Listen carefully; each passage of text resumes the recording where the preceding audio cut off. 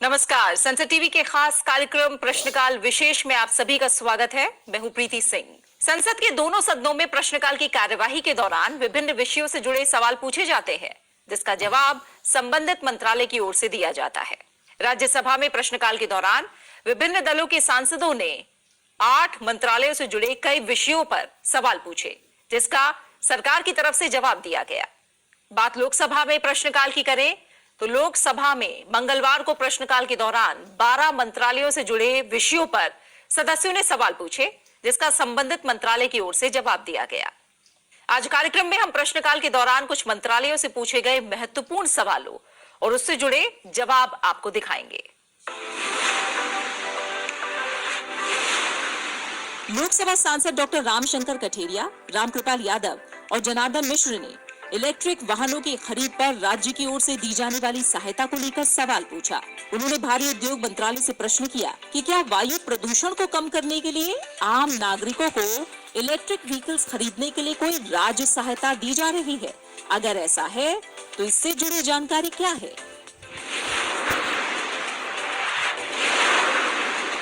Electric वाहनों की खरीद पर सरकार की ओर से दी जाने वाली सहायता को लेकर पूछे गए सवाल का जवाब भारी उद्योग राज्य मंत्री कृषि पाल गुर्जर ने दिया। उन्होंने बताया कि भारी उद्योग मंत्रालय ने देश में वायु प्रदूषण कम करने के लिए कुल 10,000 करोड़ रुपए की बजटीय सहायता वाली भारत में इलेक्ट्रिक वाहनों के लिए फेम इंडिया चरण 2 स्कीम 1 अप्रैल 2019 से 5 वर्ष की अवधि के लिए तैयार की है। इसके तहत इलेक्ट्रिक वाहनों के लिए भारत सरकार उपभोक्ताओं को हाइब्रिड और इलेक्ट्रिक वाहनों के खरीद मूल्य में तत्काल छूट देकर आर्थिक प्रोत्साहन और सब्सिडी प्रदान की जाती है, जो ईवी निर्माताओं को दी जाती है। 8 दिसंबर 2023 तक फेम इंडिया स्कीम के अंतर्गत 11,75,000 इलेक्ट्रिक वाहनों की बिक्री के लिए इलेक्ट्रिक वाहन विनिर्माताओं को 5,283 करोड़ रुपए की सब्सिडी दी गई है।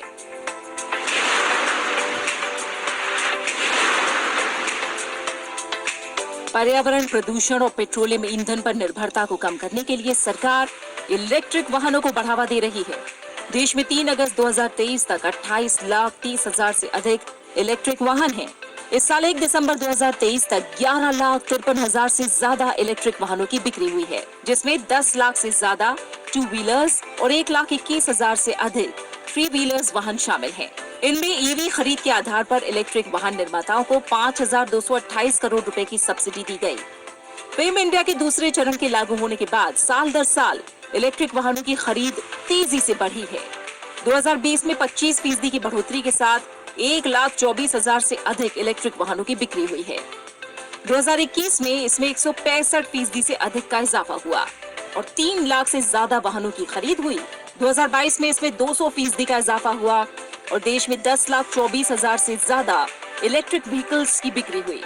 इलेक्ट्रिक वाहनों को बढ़ावा देने के लिए सरकार ने इलेक्ट्रिक वाहनों पर जीएसटी दर 12% से घटाकर 5% कर दी। वहीं इलेक्ट्रिक वाहनों के लिए चार्जर और चार्जिंग स्टेशनों पर जीएसटी दर 18% से घटाकर 5% कर दी गई। भारी उद्योग मंत्रालय ने 2019 से शुरू होने वाली 5 साल की अवधि के लिए भारत में इलेक्ट्रिक वाहनों को तेजी से अपनाने और विनिर्माण के लिए फेम इंडिया चरण 2 को कुल 10,000 करोड़ रुपए की बजटीय सहायता के साथ तैयार किया था, जिसका लक्ष्य मांग प्रोत्साहन के माध्यम से 7,000 से अधिक ई बसों, 5 लाख ई 3 व्हीलर्स, 55,000 से ज्यादा ई 4 व्हीलर्स, यात्री कारों और 10 लाख ई 2 व्हीलर्स के लिए सहायता करना था। इसके अलावा योजना के तहत चार्जिंग के बुनियादी ढांचे के निर्माण को भी मदद देना इसका लक्ष्य था। भारी उद्योग मंत्रालय ने 7,432 इलेक्ट्रिक वाहन सार्वजनिक चार्जिंग स्टेशनों की स्थापना के लिए पेट्रोलियम और प्राकृतिक गैस मंत्रालय की 3 तेल विपणन कंपनियों को पूंजीगत सब्सिडी के रूप में 800 करोड़ रुपए मंजूर किए हैं। सरकार ने 12 मई 2021 को 18,100 करोड़ रुपए के बजटीय परिव्यय के साथ भारत की विनिर्माण क्षमताओं को बढ़ाने के लिए 50 गीगावाट की विनिर्माण क्षमता प्राप्त करने के लिए advance chemistry cell battery storage के लिए उत्पादन लिंक प्रोत्साहन योजना यानी प्रोडक्ट लिंक इंसेंटिव को मंजूरी दी है।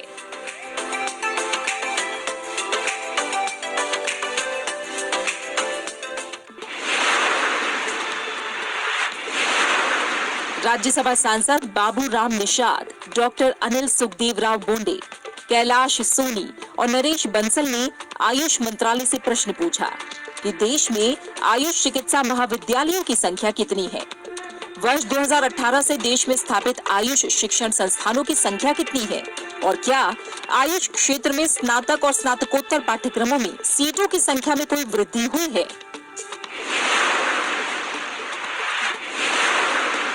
इस महत्वपूर्ण सवाल का जवाब आयुष मंत्री सर्बानंद सोनोवाल ने दिया।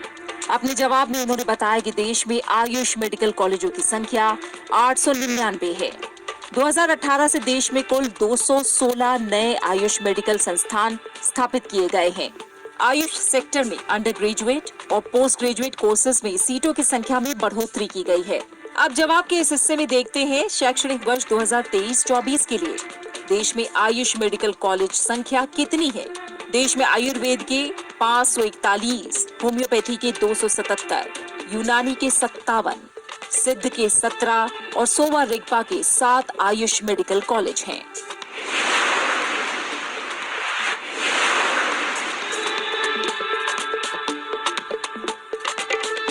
करीब पिछले एक दशक में भारत के हेल्थ सेक्टर के बुनियादी ढांचे का विकास हुआ है। सरकार ने देश के हर नागरिक तक किफायती और बेहतर स्वास्थ्य सुविधाएं पहुंचाने के लिए कई कदम उठाए हैं। देश की पारंपरिक चिकित्सा पद्धति को जन जन तक पहुंचाने के लिए आयुष मंत्रालय का गठन 9 नवंबर 2014 को किया गया।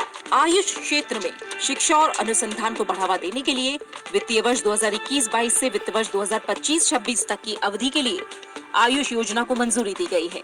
आयुष में रिसर्च एंड इनोवेशन को बढ़ाने के साथ साथ शिक्षण गतिविधियों में भी लगातार इजाफा किया जा रहा है।